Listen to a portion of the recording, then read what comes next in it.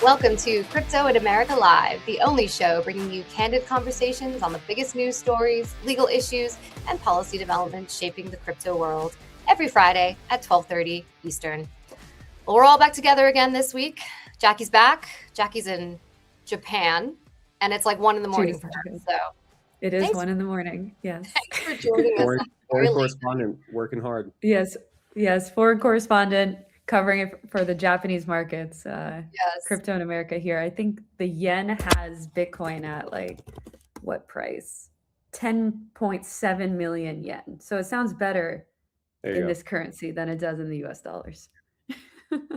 I mean, this market is just, we'll get into it in a minute, but lots of thoughts. I think everybody has a lot of thoughts on this crashing market. But before we get into all of that, just a little preview of what we have coming up for you on the show. We'll kick things off with Wilkie Farr's senior counsel and former CFTC chairman Chris Giancarlo to talk about the amicus brief he just filed on behalf of the CFTC in the battle over federal versus state jurisdiction over prediction markets and or event contracts, whatever you want to call it. And we have Laura Dunn, who's running for Congress in New York's 12th district on a pro-crypto platform. And we'll wrap the hour with blockchain CEO Summer Mersinger on Monday's meeting at the White House between crypto and bank trades, and what's really next for the conversation, next steps, and where we're going to go with those discussions. But let's get into the headlines, top headlines of the week. I think we really can't not start with the markets, guys. Bitcoin fell 50% from its all-time highs this morning. It dipped below 60,000 briefly. I was asleep for that, thank goodness, but it seems to be recovering at this point. Back over, what are we at now? A little over 68. Okay, almost at 69,000. But there was some carnage yesterday for sure. I mean, Gerald and I, we're here down in North Carolina. We're at the Digital Assets at Duke conference, and there's some dismay. I mean, people I'm talking to just really don't know what's driving this down market. I mean, I think there's some ideas, right? Obviously, we talk about cascading liquidations. There's some big institutions selling, de-risking. Everybody loves to talk about de-risking, but I mean, that's a big drop we saw this morning. Yeah, I read a report this morning from CoinDesk Research, and essentially it was kind of going at, it missed that 88 to 90 key support level, and now it's falling, like you said, into like this de-risking auction where like the previous ranges no longer are holding. I don't know if you're feeling the same thing, Gerald, on your end. Yeah, I mean, it's so one is like the first time meme. Like we're so you love that. Yeah, it's I love that meme too. Yeah, I think we've seen a lot of volatility in the space. One of the things that I was reading this morning was about the function of like IBIT in all of this. So concentrated positions by hedge funds, sort of whales with the potential to move the market, because it's not exactly the same sort of cascading liquidations that we saw in like 1010, where there's a lot of market makers unwound, that kind of stuff. We will see probably a lot of shakeout. It always takes a while to see like who got wrecked in this situation. But yeah, I mean, it's precipitous drop, and it's tough. But this is Bitcoin. So. This is Bitcoin. As I say, it's just another roller coaster day. But one UBS analyst did have this to say, and that was, crypto is not an asset and is held by a tiny portion of society. It is unlikely that consumer behavior will change because of recent market moves. So that first part, I was like, ooh, that doesn't sound too good. Yeah, that's not very one person's opinion. That's interesting. I think, Eleanor, when we were at the Ondo Summit, Tom Lee said something interesting about this too, which is a lot of people who have been in Bitcoin for a long time are still operating on the 4-year cycle kind of timeline, and so and behaving accordingly. So if this is kind of the end of a 4-year cycle and we're going to hit a bottom at some point and then start to come back, like Jackie was talking about, sort of that threshold resistance, we probably are under that like 80, 90K resistance, and we'll see where the floor is. But I think part of this is like natural cycles. Part of it is fear. I read something the other day about this feeling more like emotional selling.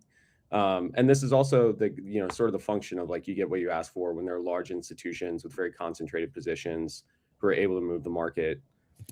This is what it looks like in a market that's much less liquid than something that's just trillions and trillions, right? Like we're talking about this at the same time that gold and silver, I think gold sold off the entire market cap of crypto at one point. And so, yeah, this is just painful, but we'll see how it goes. Because it's not a flight to safety either. Like yesterday, you saw gold selling off, you saw silver, you saw some of those treasuries, you saw some of those traditional, like, okay, coming out of crypto and going into something that's maybe traditionally a little bit safer. Everything was down yesterday. So adding to the sort of conundrum as well. And I did speak to, I don't think he'll mind if I name drop him on the show, but Ed Julien, who is with Bitcoin Treasuries Media. We were talking at the reception we were at last night, Gerald, when we interviewed Bo Hines, and he said, he did believe that the 4-year cycle was a thing of the past towards the end of last year. And he said, now I'm kind of the opinion that it's still there. He's like, maybe it was just a little bit late to come to the party, but he's like, we'll see. But he's like, I'm of the opinion that maybe it's still in the cards. So yeah, like you said, we'll see. We're going to talk. This is also interesting, just to your point about where all these assets are going.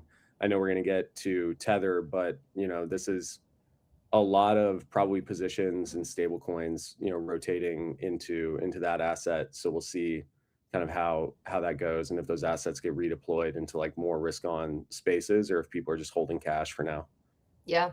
Well, speaking of Tether, it made $100 million strategic equity investment in Anchorage Digital yesterday. And we know that Tether and Anchorage already partner on the USAT stablecoin. So they are, already business partners. So I feel like this investment wasn't entirely shocking, but definitely a significant amount of money.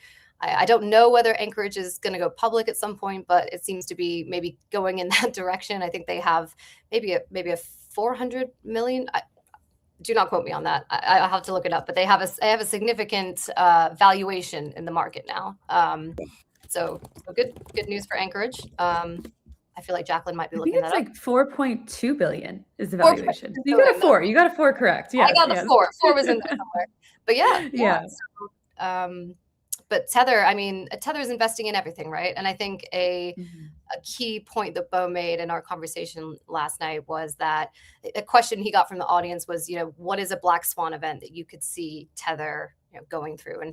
And Bo was kind of like, well, he's like, we are so diversified to the point that like we may be feeling this market downturn the least out of maybe some other players in the space, because we invest in everything from AI to gold to to other assets that are tangible. He's like, he said Paolo likes to call Tether the stable company, but it just goes to show that like Tether is still piling money into things while everyone else is getting hit pretty hard. Just thought that was an interesting take.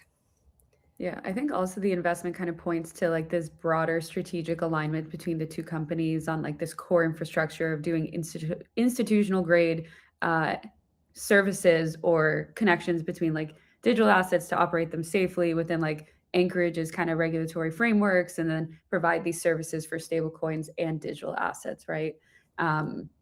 Okay, I think kind of back to your point, Ellie, is like there has been this existing relationship between the two, and so this kind of just like builds on top of that. Yeah. This reminds me a little bit, to your point, Jackie, of like some people talk about this like sort of circular nature of a lot of the AI partnerships and investments, right? Where it's like your revenue as a data center is good for me as an LLM provider, and like all these sort of like cross functional relationships. So obviously it makes sense. Like if Anchorage is institutional partner, their bank, they can do issuance, custody, and then Tether doesn't necessarily have to deal with that. But obviously Anchorage volume is good for Tether volume. And so I think it makes a lot of sense from like a cooperative standpoint too. And just, one of the interesting points that one of the financial group leaders made at the Ondo Summit was a lot of banks also see each other as cross-functional and sort of partners, right? So they're all kind of doing similar things, but there's still this need that everybody to cooperate and kind of build this full stack. So it makes sense that Tether and Anchorage would be that closely aligned. Yeah. And speaking of Anchorage, just on a slightly separate note, the deadline for the skinny master accounts comments were due today at the Fed. So everybody's getting their comment letters in to kind of give their thoughts on, how they want to see the skinny master accounts payments idea structured. Anchorage was one of those. So we'll see how many comments the Fed gets on those. I know probably the banks may not be proponents of those. We'll probably see some negative comment letters in among the proponents, but just a little note that was the deadline for that today. So will be something to watch going forward. And let's go on to our next story. House launches probe into World Liberty Financial. And I say the House, it is actually a House lawmaker. It is Rep. Ro Khanna from California. He is looking into the World Liberty Financial potential, well, I guess it was a Wall Street Journal investigation, right? It was it came out last week. It was a reported secret $500 million deal giving an Abu Dhabi connected entity of 49% stake in World Liberty Financial shortly before the inauguration, shortly before kind of Trump really went nuclear on his crypto investments and sort of became the the crypto president, as it were. So yeah, that investigation was definitely raised some eyebrows. It was talked a lot about actually at the event that we've been at down here in North Carolina, in connection with, is this going to have an effect on clarity passing? I think it's just another tool for Democrats to be able to point to say, well, not tool, but maybe an example for Democrats to point to say, this is another example of why we need ethics and why we might not be so inclined to vote for this bill. But yeah, Ro Khanna is looking into it. I'm not entirely sure how much jurisdiction he has over something like this, but worth it to note that this clarity bill has to go back to the House once it's done with the Senate, if we get it through the Senate. So you can be sure that this is going to be a point that gets brought up for sure in Congress. Yeah, I think it's interesting. You probably would have anticipated to see something like this come when the House flips, if the House flips. Right. That would be maybe the timing of it. So it's interesting that with this news and with this probe, there is enough appetite from the Dems to dig into this. So we'll see kind of how it impacts. It also comes about a month before World Liberty hosts their summit, which is supposed to be a really interesting event. And it'll be interesting to see how all this kind of plays out over the next, because the other thing is probes take quite a bit of time, right? These are not fast moving investigations. So it'll be interesting to see what comes out of it, how long this sort of drags on, and any impact, as you mentioned, Ellie, that it has on clarity. Obviously that ethics piece is a huge sticking point. I think we're going to be hearing a lot about it as we continue. Okay, there's two things on that. I didn't know they were hosting a conference/event, World Liberty. I guess maybe my head has not been in that position. We've been on the other side of the world, Jacqueline. It's okay. I know, yeah. It's not happening in Asia, so I guess. Or hey, maybe it is. Maybe it's going to be in Abu Dhabi or something after this report. Mar-a-Lago. Yeah. And then two, I think the investigation side from the U.S. House representative is kind of interesting because it kind of goes back to the foreign sovereign capital and U.S. tech policies and what does and doesn't apply when President Trump is involved in external endeavors is maybe an easy way to put it. So it'll be interesting to see how far this guy manages to go, or if it's kind of just to Ellie's point, a tool, so to speak. Yeah, we'll see. Yeah. Well, last story is kind of a fun one. I chuckled a little bit when I saw it. I did put it in my newsletter on Wednesday, but Polymarket is kind of going outside of its jurisdiction, as it were, and launching a free grocery store in New York City next week. It's a pop-up, so it's not going to be lasting forever, but it's a 5-day pop-up grocery store where you literally can go in and take free groceries off the shelves and have free groceries. Yeah. Interesting. The Polymarket market. Yeah. The Polymarket market. Yeah. I think it's sort of an ode to what Mayor Mamdani of New York City do. The new New York City mayor wants to give us free groceries. Yeah. Jacqueline, you live in New York. You tell us how you feel about this. I don't know if it's a troll. Is this an epic troll? I don't really know. I think it's definitely a troll. And then also it's this is conspiracy theory central, but I think Kalshi got wind that Polymarket was going to do this, because what Kalshi did was the $50 free groceries at one of the supermarkets in the city. Yeah. And they put that news out first, and then all of a sudden, a couple hours or 24 hours later, Polymarket was we've been working on this for months, and we're launching a grocery store. It's interesting. I don't know. It's a weird thing that I don't think we've ever really seen. Have any Mag 7 or big companies actually ever launched a free public good like this? Well, no Mag 7 companies have also ever been accused of running illegal gambling operations in states. So I think so they don't need to open grocery stores. Yeah. Yeah, I think I mean I see this. It's either like a fun idea or like an interesting sort of PR campaign, goodwill building campaign move to try to be sort of doing good. This is, you know, prediction markets are facing, and I know we're going to talk to former chair Giancarlo, or former commissioner Giancarlo, about this, but they're going at the state level into a lot of environments. I think Chris Christie also recently came out sort of against the prediction market space, like in general. New Jersey, New York, Nevada has obviously sued prediction markets over illegal gambling operations. So if it works at all, maybe they're doing something nice to try to build a little goodwill. And then yeah, the base case is that this is just like a fun troll that they're throwing out there. Yes, they also, I will say, they donated $1 million to the food bank for New York City. So along with this, what is perhaps a troll, I don't know, they also did donate a lot of money to food bank for NYC. So that's how, you know, the city is obviously donating food to the hungry people. So that's a good thing for good. Awesome. Yeah, for sure. They did that good thing. All right. Well, on that note, let's bring in our first guest of the hour. We have former CFTC chairman and senior counsel and Wilkie Farr Gallagher, Chris Giancarlo, joining us for the very first time here on Crypto in America. Chris, welcome to the show. Oh, it's great to be with you. You know, in sports radio, there's a phrase that says "first time, long time." What it means is first time on the show, long time listener. So I'm a first time, long time. Delighted to be with you this morning. We're so happy to have you. And so before we get into Polymarket and Kalshi and the CFTC and all that fun stuff, I do have to get your take on what's happening in the market right now. You've been in crypto for a long time. You've seen many cycles. Is this just another blip in the road, another part of the roller coaster, or should investors be worried? Well, look, there's a lot of good takes on this. I was reading Anthony Pompolino's piece this morning, and others have some good takes. There's one thing I've learned in 40 years in markets, many years on Wall Street, is that market movements like this are complex. There's a lot of dynamics built in, cycles and other things. It's part of a much broader sell-off. We've seen it in tech. But I'll add one take to it that I haven't heard others say.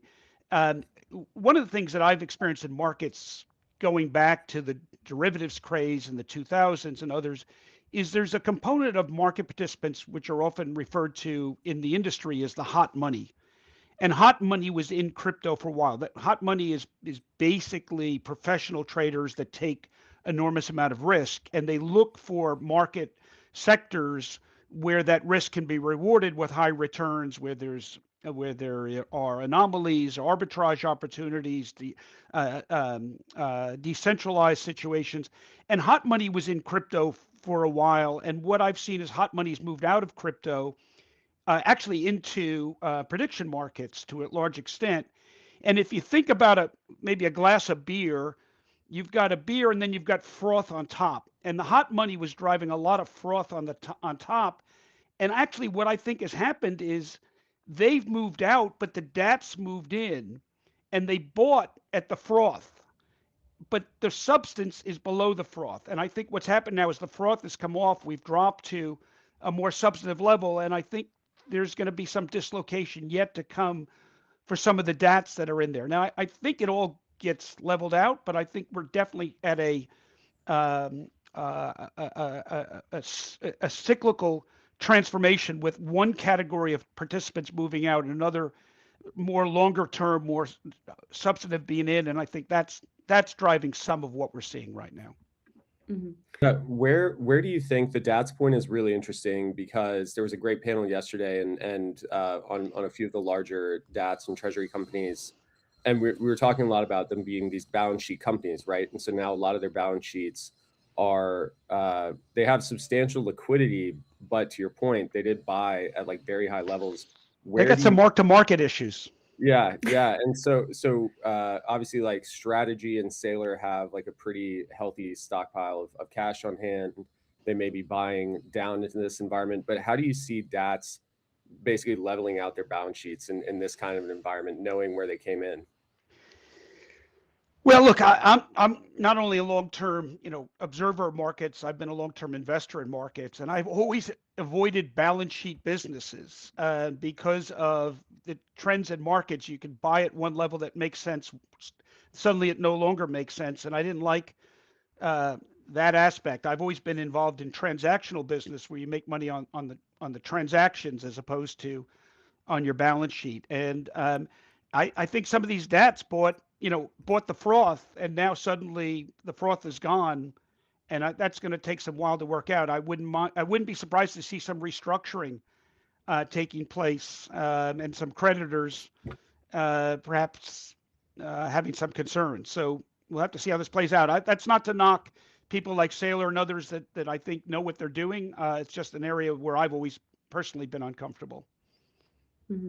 Do you think that the kind of DAT market right now is going to add to the crypto instability in the near term? Or well, if they've got to restructure, you could have fire Yeah. sales. That's the problem. Yeah. That's the problem. They could see some fire sales. I don't know. I don't want to be a predictor of doom and gloom. The market is up. Bitcoin is up considerably today. Yeah. So maybe the restructure's taking place. Maybe the worst is over. We can talk about other predicting things. Yes. Yeah. So look, by the way, I do have to comment on, I love your show. And a lot of times I'm listening saying, I'd love to weigh in two things. The Ro Khanna investigation in World Financial, that makes me laugh my head off. When you've got Congress, the world's biggest insider trading den, being critical of another branch of government. It's just so rich. I mean, it'd be one thing if Congress said, oh, by the way, we're finally going to give up insider trading, and we expect the executive branch to do the same.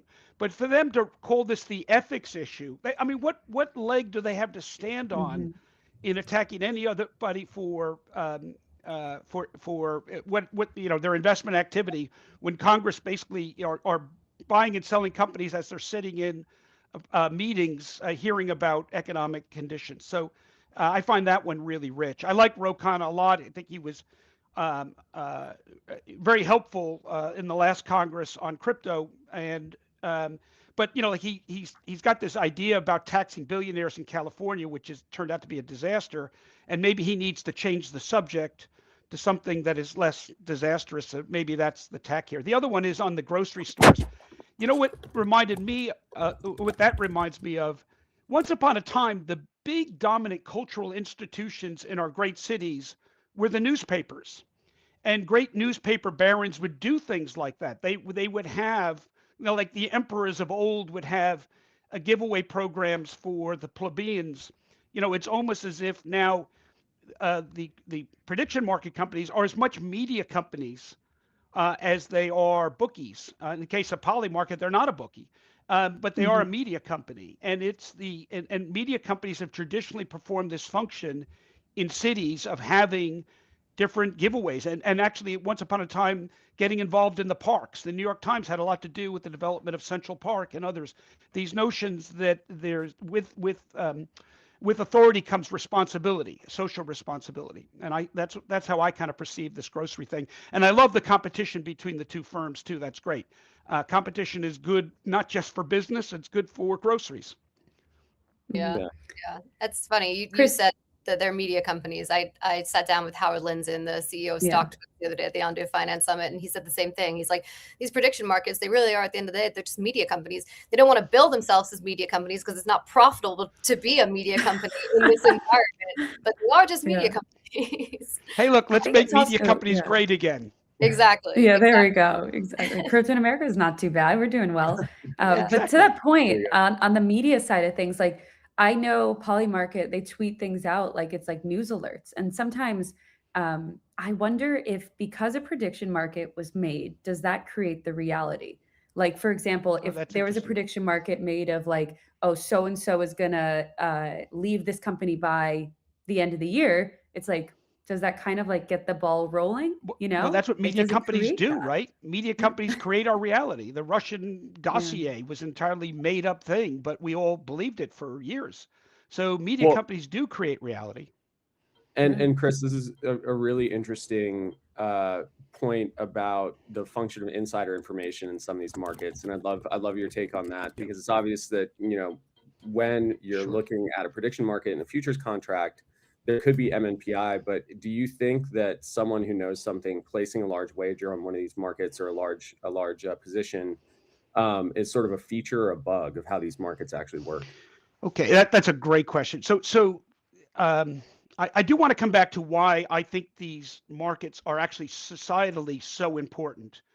But to understand this notion of insider trading, one has to understand that prohibition on insider trading under American law is actually only in very narrow cases. It's only where you've got an enterprise, a corporation, a business, and insiders in that enterprise have information that they have by being insiders in that information. And under our securities laws, we require enterprise insiders to provide that information to the public every 90 days. And we know even that's imperfect, because on day 89, they've got the information. They don't have to disclose it to day 90. And so we have these obligations to level up, because we have what's called information asymmetries. In commodity markets, we do not have a similar obligation. Why? Because in commodity markets, the only insider is Mother Nature for the most part. She knows how much gold is coming out of the ground, what the crop conditions will be like. And in order to get around the fact that Mother Nature doesn't provide that information, we encourage people to come to the market with all the information they have and trade on their own behalf. We don't stop a farmer because he knows the weather conditions have been crap and the crops might not be good from participating. We want him to participate. We don't stop another farmer in Iowa who has a different view from participating because she knows certain weather conditions. We want her, because all that information coming into the market provides information, what we call price discovery. So it's really important. So in our commodity markets overseen by the CFTC, we actually do not have a concept of insider trading per se. We have a concept of people who might have a duty not to disclose. You're part of the DoD, Department of Defense, and you've got a duty not to disclose. You're part of a oil conglomerate, and you may have obligation to that conglomerate not to disclose. But otherwise, we encourage that, because it's better for society as a whole to have all that information so the market can perform. So a lot of people say, oh, insider trading. Well, insider trading under law is actually in a very narrow case. Right. In other markets, we want that information. We actually want people, if they're afraid of the information, if they're afraid that they might get hurt by what they believe will happen, i.e. the market will drop, to hedge that risk in the market. And by hedging it, they're not only protecting themselves, they're giving a price signal to the entire market, which everybody can benefit from. So take the case of the person who very cleverly went on to the Nobel Prize website and was able to access it and find out that the Nobel Commission had pre-staged the name of the winner of the Nobel Peace Prize. That person then traded on that information. Now, did that person have an obligation not to? They were able to access it, and they didn't break any law and access it. It was a failure by the Nobel Committee in how they had done the website. And so we have to ask ourselves, in what circumstances are people prohibited from trading on that information? Now, the CFTC does have obligations against people that might commit fraud or otherwise have an obligation not to disclose it.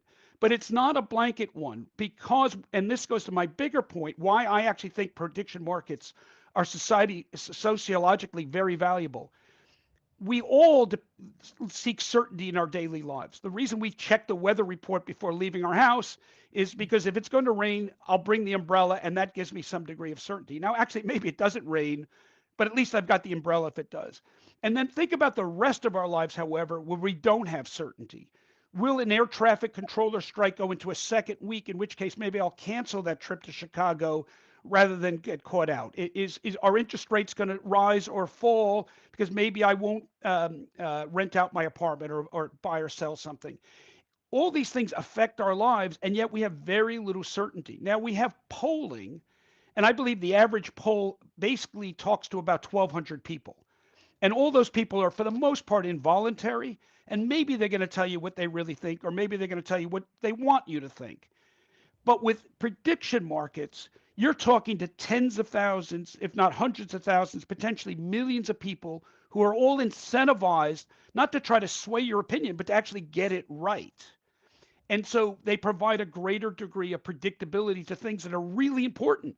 Like in 2024, more people around the globe went to the polls than ever before in recorded human history.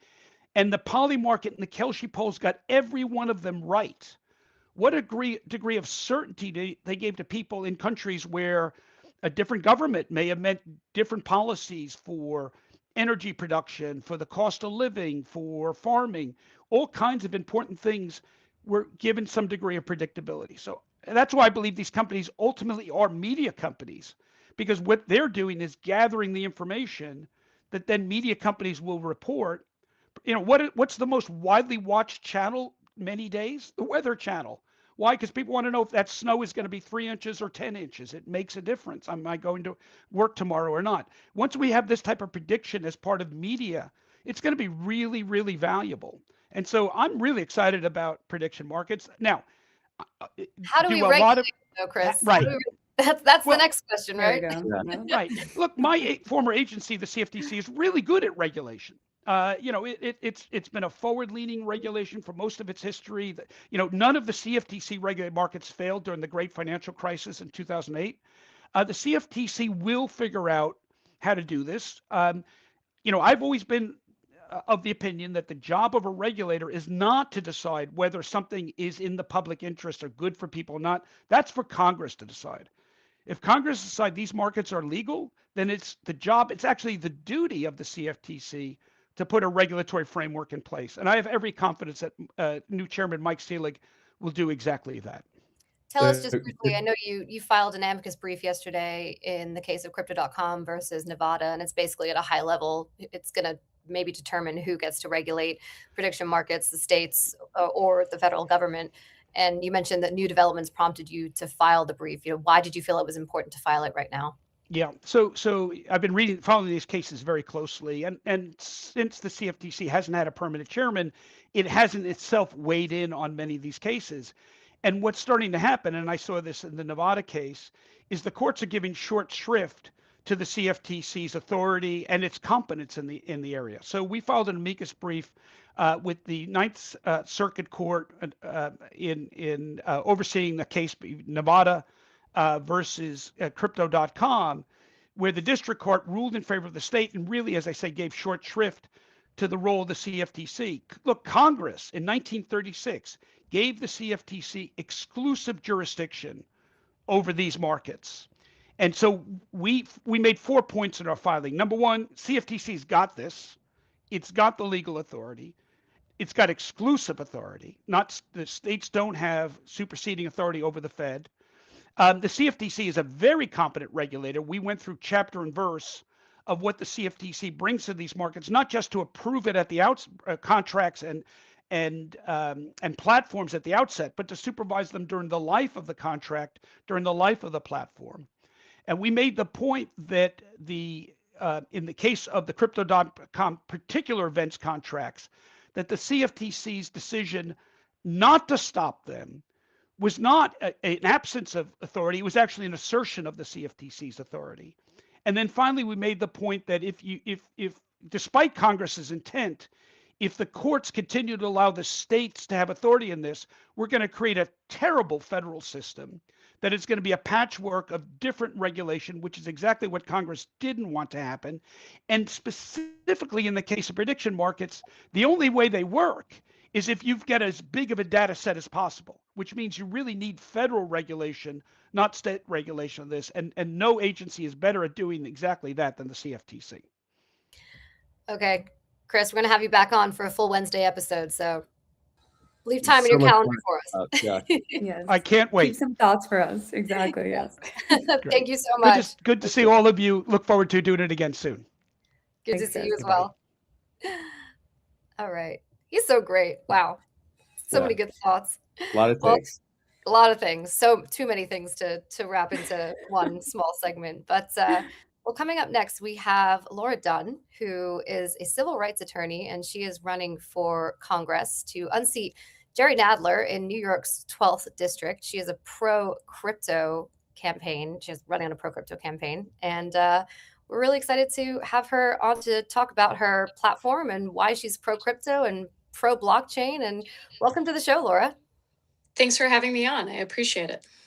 Of course, of course. So you come from a long career as a civil rights and victims' rights attorney. So tell us how you came to crypto and made digital assets and pro-innovation policy part of your campaign. Yeah, I'll have to admit, like too many people in America, I didn't know much about crypto. I didn't put a lot of stock in it. And when I started running for office, I have an amazing finance director who has worked in the crypto blockchain space for well over a decade, I think, at this point. And she was like, you need to pay attention to these issues. These are literally changing the landscape of how finance and people are interacting with institutions. So I've put a lot of time. I've had to have a very steep learning curve. And what I was hearing from a lot of the crypto leaders was we've had to swing red because that's the people paying attention to our industry the most. Democrats are failing us. They're not putting in regulations in place to make this a safe industry for consumers or for the businesses trying to innovate. And when I heard that, I thought it was a no-brainer. Why shouldn't we have a Democrat fighting for crypto and blockchain technologies? Because it's literally democratizing our systems. So it seems very aligned with my values, and I've put in a lot of that time and effort and partnered actually with MoonPay on creating a crypto wallet. So if you go to my campaign website, lauradunnforcongress.com, you will see there's an option to give in crypto. And it's fully compliant with FEC regulations. MoonPay has been excellent about holding those standards. And that's really showing people that this is integrated into society and that Democrats and Republicans alike need to be embracing this technology and inviting people in this space to be part of political engagement. Yeah, that's definitely a conversation we have a lot on the show, Laura, on both sides of the coin. So I'm glad you're bringing that up too. And I know when Eleanor introduced you, she brought up that you're running against Jerry Nadler, a 31-year veteran of the House, who has a very anti-crypto voting record. When it comes to the 12th district, are constituents you're speaking to actually excited about the prospects of blockchain and digital assets, or is it still kind of that steep learning curve you mentioned? I'm very excited about it. I think crypto is a great way for us to move away from financial institutions that are serving themselves rather than the people. I think it's going to really, like I said, democratize the way we interact with each other. And I'm sure you've been paying attention in New Jersey, they're already using blockchain technologies to manage assets, and they're embracing that at the government level. So this is technology that's already here. The New York Stock Exchange obviously now has a 24/7 exchange around crypto. So it's here and it's been around for 15 years. And so the question I wake up and wonder every single day is, why isn't Congress better at regulating this area? It almost feels intentional, like they're trying to keep it in this kind of gray space where certain people can make investments and certain people know how to engage with it. And then the general public is kind of left out, even though it really has this democratizing ability. So I'm very much embracing it. I already have a crypto wallet for myself personally now, and am learning how to use that in my daily transactions. And regarding Jerry Nadler, he obviously has an F rating with Stand with Crypto. So I have sent in my application. I think early next week, people can look me up and you'll probably see an A rating. So I hope to be the polar opposite. He's done a great job representing NY12, but not on this issue. And this is a big distinguisher. There's no one else in the race taking this stand and really embracing crypto and blockchain technologies the way I am. Yeah, I wonder, because Jerry Nadler, obviously, Jacqueline mentioned, he has that anti-crypto voting record. And it's almost like, you know, when you send your representative to Congress, you hope that they would vote in accordance with, you know, your values and, you know, how you want your district to be represented. I'm curious, how do voters and people that you're talking to, like, how do they really feel about blockchain technology and cryptocurrency? Are they telling you that this is something that they're interested in, something that they want to see be implemented, you know, into the New York City economy? Because we've heard a lot, like from obviously from Mayor Eric Adams. You know, he ran on a pro Bitcoin platform, and then he launched a meme coin that was a little nefarious. Not entirely sure what happened to that. But, you know, just from what you're hearing from the folks in your district, you know, is this something that they want to see move forward, or is it, you know, still a steep learning curve and they're a bit, you know, maybe confused about what crypto actually is? I would say it depends which group in NY12 I'm talking to. It's such a mix of people. So there's obviously industry leaders in NY12. Keith Grossman of MoonPay is just one example of several that are housed here. And a lot of people in this space have been pushed out because New York State and city regulations have made it hard for them to innovate. So there is a nice pocket, but it isn't, of course, the vast majority of people in NY12. So what I'm hearing from the industry leaders are, we want regulation just as much as consumers do. We want to be valid businesses, pushing away bad actors, avoiding all this negative press from people like Eric Adams doing meme coins and obviously Trump himself, and exploiting people. So they're asking to be regulated, and it's really Congress's job to listen and actually meet the needs of those constituents. Now, the everyday people in NY12, I don't hear a ton of conversation around crypto and blockchain. If anything, they had kind of that initial skepticism that I had when entering in this space of, I don't know a lot, it doesn't feel accessible. That actually makes it more exciting, I think, for me to run as a crypto candidate, because I get to educate people and really kind of talk a lot about the ways blockchain is democratizing. So this is slightly different than crypto, but I've spent a lot of time talking to the head of Helium and talking about DePIN technologies, the decentralized physical infrastructure networks that we can make with our phones. And when we see things like ICE raids happening in Minneapolis, I can only think of how amazing would it be if everyone knew, and I think we now have BitChat, right? That everyone knew that we could have ways that we can communicate with each other without using a source that will track us and be used by the government to find us. So we've used that technology in places like Haiti after disasters, where there isn't an infrastructure yet on the ground after all of that. So I think there's so much potential there. And unfortunately, it feels like it's potential that's only known by industry leaders. And I think the gap between industry leaders and everyday people is kind of the role of Congress. We need to educate people, talk about these technologies, and of course, create and encourage innovation. Like, how can we use this better in society? Because I actually think it really helps with the affordability crisis in the long run. I know Helium Foundation was set up because people could basically have free phone plans by contributing to this DePIN network. So there's just so much potential. And I think they need leadership like me talking about it and really encouraging business leaders to come on the Hill, be in those committees, talk to the people, and show it's not this mysterious thing. It's not a scam. It's only a scam when Congress fails to regulate. Yeah, Laura, given your background, I have to ask, like, there's a lot of education to be done around the infrastructure component. You mentioned some of the efforts there, but another thing that always comes up is the financial literacy component, right? You don't want people to be subject to pig butchering or things like that. You also see a lot of arguments that if the markets had been regulated, October 10th would have been much more difficult to sort of happen because there's not this kind of Wild West aspect to it. So how do you think consumer protection fits into this democratization of finance and like that financial literacy side of things?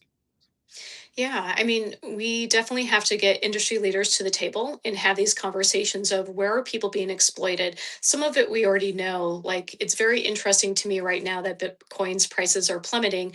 We know back in November 2021, something similar happened, and Morgan Stanley came in and bought tons and tons of Bitcoin and kind of manipulated the market because they were the ones announcing that they didn't believe that crypto would be a viable way to do transactions, and yet they were investing at the same time. So when we see scams like that happening, which were legal because of the deregulation, we as Congress members have to come in and say, that's basically manipulating the markets. We don't allow that in normal stocks. Why are we allowing it in crypto? And ideally, we aren't waiting till after the fact, right? When the harm has already been done. Ideally, we're thinking ahead.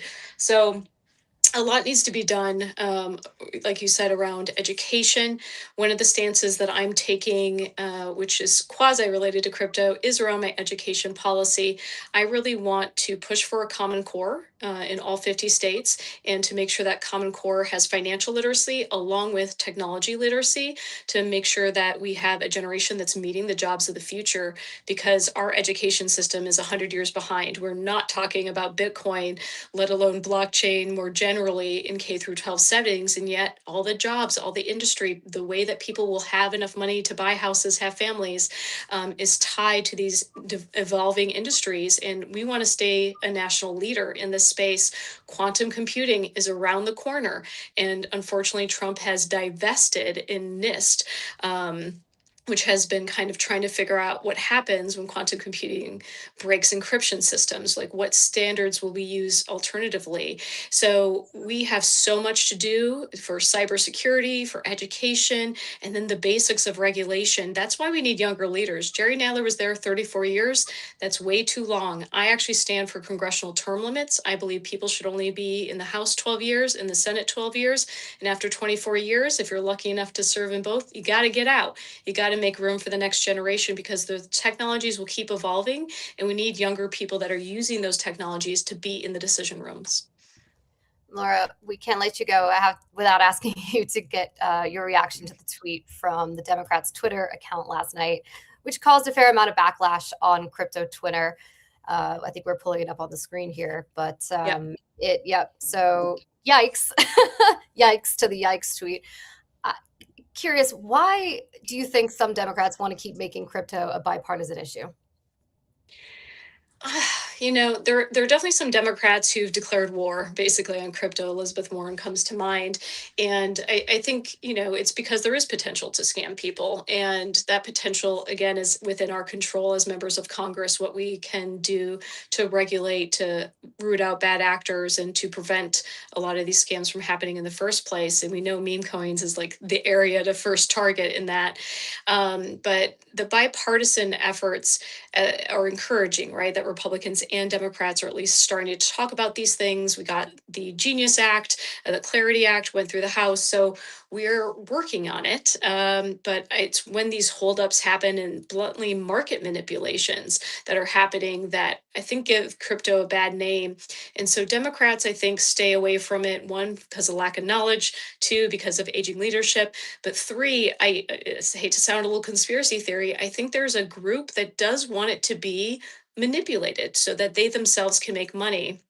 I talked about term limits, but another thing I want to do is stop insider trading by Congress members. I think if I'm sitting in Congress, I should not be allowed to use my inside information to bet on the market. And I think when we stop all this corruption, when we actually hold people to account, when we have next generations of leadership, a lot of things will get better. Laura, thank you so much for joining us. Thank you for having me. Thank you. All righty. Well, we've packed in so much into this show. I love it. Well, going to our last segment of the day, we're going to have a friend of the show back, Summer Mersinger. She's the CEO of Blockchain Association. At this point, I feel like she needs no introduction, but Summer, hey, Summer. welcome back. Hey, Summer. Yeah. I feel like this is just what I do on Fridays now. I love it. There you go. Welcome, we got yeah. part of the routine. Yeah. Well, we got to get your take on Monday's meeting at the White House between crypto and the banks. You were obviously in the room, Summer, but we've seen some reporting about what happened. And can you give us maybe some background details about what wasn't in the headlines? What was it like being in the room, and what wasn't reported? Yeah. Well, crypto came out in force. I haven't seen that reported as much, but there was, crypto was like one full side of the table and wrapped around to the other side of the table. So we were very strong numbers wise. There were just a handful of people from the bank associations, the bank lobbyists. And, I think that shows how invested that this crypto is in these negotiations, and that we're showing up as honest brokers. We're ready to do what we can to try to get a deal so we can move past this issue and get market structure done. I also found that we had probably some of the smartest people in the room. I was amazed at just how informed everybody was. I mean, I knew that our members and others were very well informed on these issues, but they really stood out as they were having these discussions as being really informed, really understanding what this is all about. And, again, ready to move forward on some sort of deal and we didn't really see the same from the other side. I wouldn't say that they were uninformed. It just didn't seem like they were as passionate and as, excited about doing what needs to get done to get across the finish line. It is interesting. I think it's been reiterated to the bank lobby many times that status quo means everything, status quo isn't a fix for you. Yet they don't seem invested in figuring out what could be done in this issue to move it forward so that, it's not status quo. Yeah, Summer, that's a great point about the lobbies and the industry's presence. We love a good White House meeting, and the crypto industry is ready to show up for those. But one of the things that seems to have maybe potentially held up progress there is the lack of decision makers from the banking side who came into the room, right? I believe it was only the banking trades, even though banking leaders had also been invited. Do you think that there's an opportunity for decision-making level folks in the industry to come together and actually resolve this? Like, what's the path forward here to get the right people voicing their opinions and working towards a solution? Because as you mentioned, if nothing happens, nothing happens, and you're just stuck with it as it is. Yeah, I think next time it's definitely let's shrink the group a little bit. Again, it was a large group and a lot of that was crypto, but I thought that was an important kind of coming out in force and showing how serious we are. But I think, we are going to need a smaller group to really have these conversations. And yeah, they've got to bring in, whether it's general counsels or, leaders from some of the bigger players, bring in some independent community banks, bring in people who actually are very, representative of their views to have these conversations. It felt like they were talking off of talking points. They kind of had a document in front of them that things they were allowed to say. And it didn't feel very candid. So they need to get some folks on the banking side who can talk candidly, who can make decisions, and who can actually negotiate in good faith. Mm-hmm. From the outside looking in, Summer, it kind of feels like the relationship between crypto and banks is a bit rocky with everything going on. Do you think, it's a nice way to put it, right? Do you think this relationship has gotten any better since the whole market structure markup that was supposed to happen in mid-February kind of crumbled, or are we still kind of in like high tension mode? And was the meeting on Monday stressful, tense? I don't know. What was the energy between the two parties?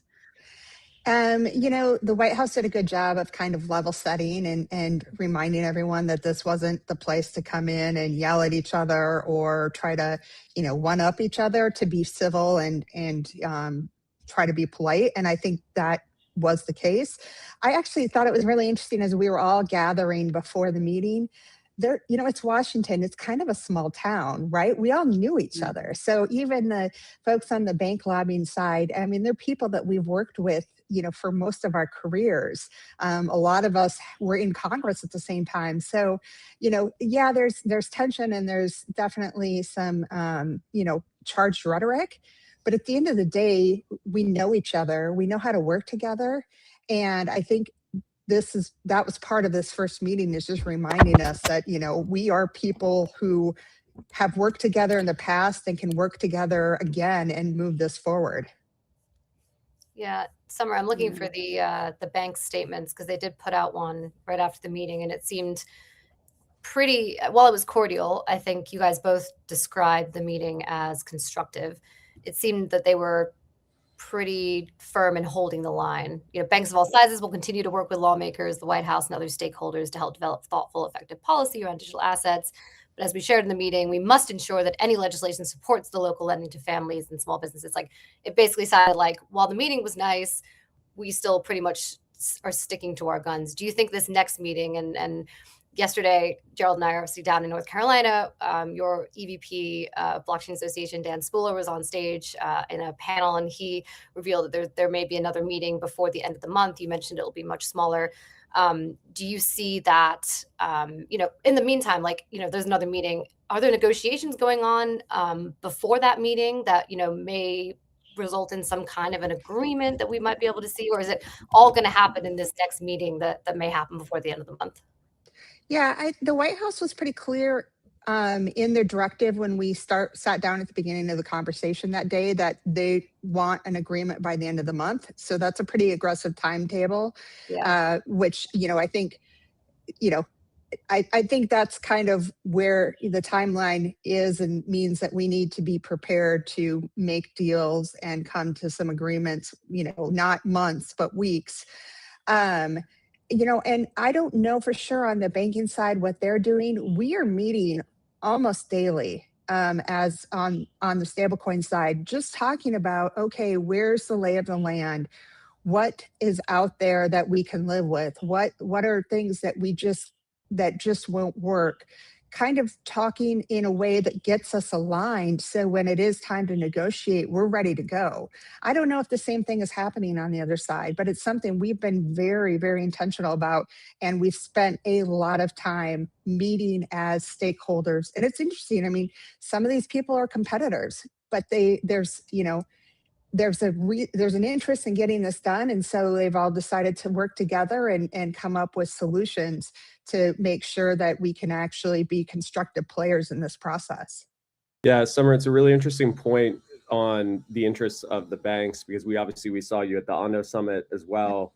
And just talking about the difference in the energy or tone, half the financial institutions were in the room, right, at the Ondo Summit, and are very, very excited about tokenization, very excited about new products that they're able to launch. How do you think that kind of jives with this energy around this issue on stablecoin yield specifically? Because to your point, and to the statement that Ellie read, they are very interested in digital assets, right? Like that's definitely happening. It feels like we're getting hung up on this narrow issue. So how do you feel about the energy coming away from a meeting like that, and this sort of it's not obstinance, but this it seems like it comes off as like a lack of flexibility on this issue, but then this enormous inertia and interest on the institutional side for working with digital assets? Like, how do we reconcile that? Yeah, and that Ondo Summit is great. And to your point, because it really does, it brings together a lot of institutions in the financial services sector and crypto. And you kind of see this merging of the two sides. And yeah, there's excitement. There's a lot of excitement about tokenized equities. What could a payment stablecoin do for the system? And that's something that we've, our members have reminded the bank lobby in our discussions, is that there are opportunities for large and small banks here. They can take advantage of issuing their own stablecoin. They can be involved in this too. They can partner. So there are a lot of opportunities. And I think some of it is maybe they're not quite ready to take advantage of it.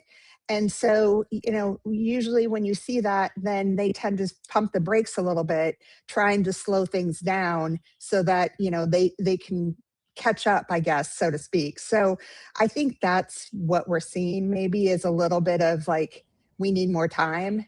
We're not ready to take advantage of this. You guys are so far ahead. So let's pump the brakes a little bit until we can catch up to where the technology is, where crypto's going. That is not something our industry is super good at, is pumping the brakes. Pumping the brakes or having patience. Yes. Yeah. As the market only shows, go fast and only step on the gas and move as fast as possible. Yes. Summer, thank you so much. Come on when you have some more news to share, and we'll break it down with you. Yes. Sounds great. So much. Thanks for having me. Have a good weekend. You too. Thanks, you too. All right. Bye. All right, y'all. Great show. Great guests. Good to have all three of us back together. Yeah. I know. I missed you guys. I feel like I've been out of the loop. I'm sorry. And to the audience, the listeners, don't start any rumors. Like, the gang's all together. We're happy. We're all good. I'm just together, but not home. Yeah. Yes. And then we'll be together. We'll be together really next week, right? Yeah. Yeah. So we'll all be together in Hong Kong next week on the ground at Consensus. Will be great. TBD whether we'll do the Friday show, because we'll be super off time schedules. We'll be 13 hours ahead of our time. So we'll figure it out. But in the meantime, have a great weekend, everybody. Have a great weekend.